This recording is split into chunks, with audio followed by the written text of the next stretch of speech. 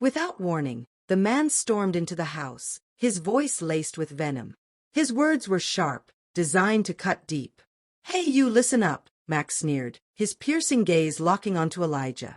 "You're a nobody. Tonight, I'm taking your wife out, and I'll make sure she's satisfied in ways you could never dream of." His tone was smug, drenched in cruel confidence. "You can't stop me. She deserves better than you, better than your failures. Honestly, I'm doing her a favor."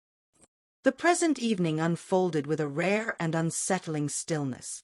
Elijah found himself cloaked in a silence that had become both a balm and a curse. His modest apartment, nestled in a quiet, unassuming neighborhood, had transformed into a refuge, a fragile sanctuary where he could hide from the wreckage of his past. Yet the very walls that offered protection seemed to amplify the echoes of the night that shattered his world. For months, Elijah had clung to isolation, hoping the solitude would help him heal, help him understand the upheaval that had torn his life apart. Instead, he felt trapped in a relentless cycle of regret and anguish. That one fateful evening replayed endlessly in his mind, each detail a fresh wound. It had begun like any other day. After a long shift at work, Elijah returned home, looking forward to losing himself in an old movie or the comfort of a well-loved book. The knock at his door, sharp and unexpected, shattered the fragile calm. When he opened it, his breath caught. There stood Lucy, his wife of 6 years. Her presence was a jolt to his system. The last time he'd seen her, their argument had erupted into fiery accusations, followed by weeks of silence so deafening it felt permanent. Yet here she was, her eyes heavy with a mix of guilt and uncertainty he'd never seen before. "Hi," she said softly, her voice wavering. "Can we talk?" Elijah froze, torn between anger and an unwilling hope. Against his better judgment, he stepped aside, allowing her in. She walked past him, hesitating as if the act of entering felt monumental.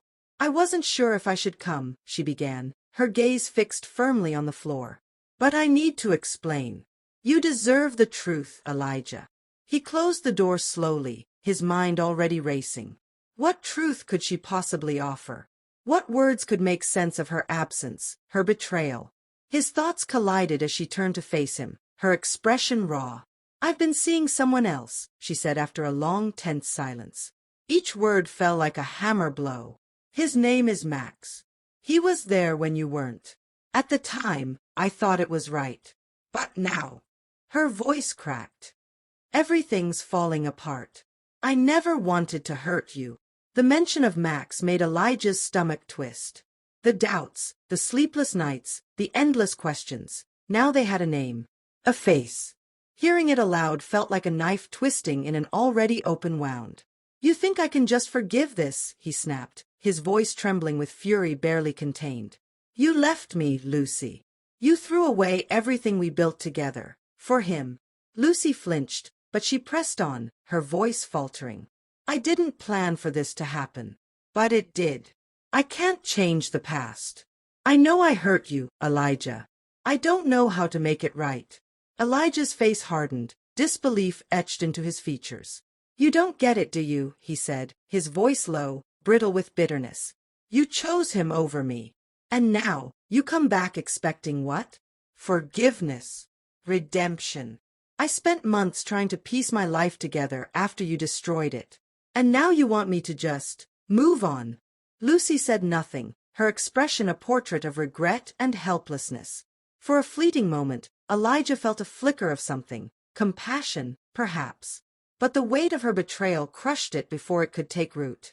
"I can't do this, Lucy," he said finally, his tone unyielding. "You made your choice. You chose him. I won't fight for something you threw away." She opened her mouth to speak, but he raised a hand, silencing her. "Don't," he said coldly. "You made your bed. Now lie in it." He turned away, his back to her, and walked toward the door.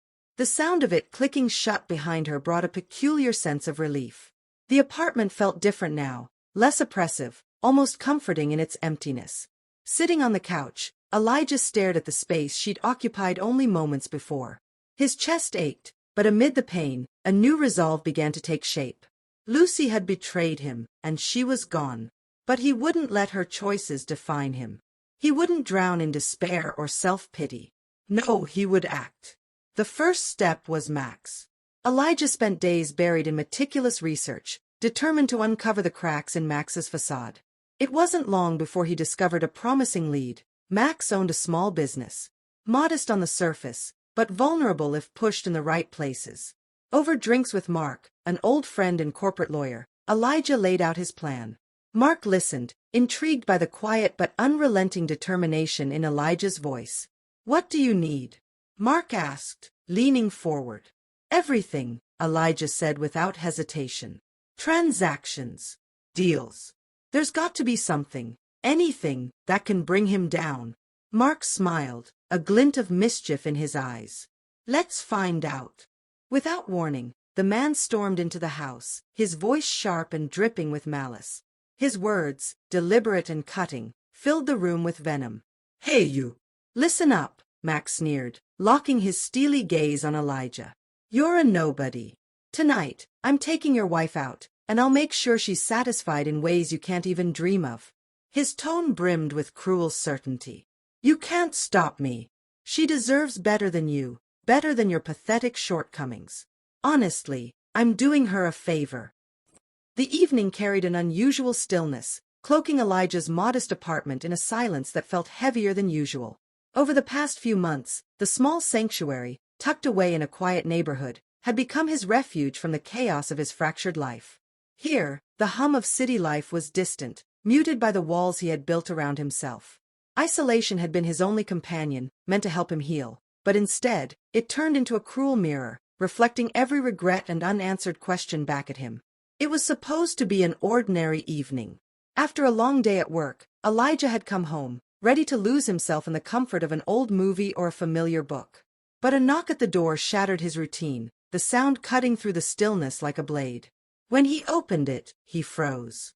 Lucy stood there, his wife of 6 years, the very woman who had walked out of his life without looking back. Her face was pale, her eyes downcast, filled with an unspoken mix of guilt and uncertainty. "Hi," she murmured, her voice so soft it was almost swallowed by the silence. "Can we talk?" Elijah hesitated, his chest tightening. Their last encounter had been a storm of heated words, accusations, and heartbreak. He had never expected to see her again, especially not like this. But something in her eyes held him frozen in place. Against his better judgment, he stepped aside and let her in. "I wasn't sure if I should come," she began, her voice trembling as she moved hesitantly into the room. "But you deserve the truth. You deserve to hear everything." Elijah shut the door slowly, his mind spinning. The truth. What truth could justify the wreckage she had left in her wake? He remained silent, his gaze fixed on her as she stood in the center of the room, her shoulders slumped under the weight of what she was about to say. "I've been seeing someone else," she confessed after a long pause, her words slicing through the air like a whip. "His name is Max. He was there when you weren't. At the time, I thought it was the right thing to do. But everything's falling apart now. I never wanted to hurt you." Elijah's breath caught, his stomach churning violently. The endless doubts and sleepless nights, the questions that had plagued him, now they all had a name, a face. Hearing it spoken aloud was a blow he hadn't prepared for. "You think I can just forgive this?" he snapped, his voice trembling with suppressed rage. "You left me, Lucy. You destroyed everything we built for someone you barely know." Lucy flinched at his words, but she pressed on, her voice cracking. "I didn't mean for this to happen. I know I hurt you, Elijah. I don't know how to make it right." Elijah shook his head, disbelief etched into every line of his face. "You don't get it," he said, his voice cold and bitter. "You made your choice. You chose him over me. And now you come back, expecting what? Forgiveness. Redemption. I've spent months trying to rebuild the pieces of my life that you destroyed. And now you want me to just move on." Lucy's silence spoke volumes. Her face, once radiant with confidence, was now a mask of regret. For a fleeting moment, Elijah felt the faintest flicker of compassion. But it was smothered by the crushing weight of her betrayal.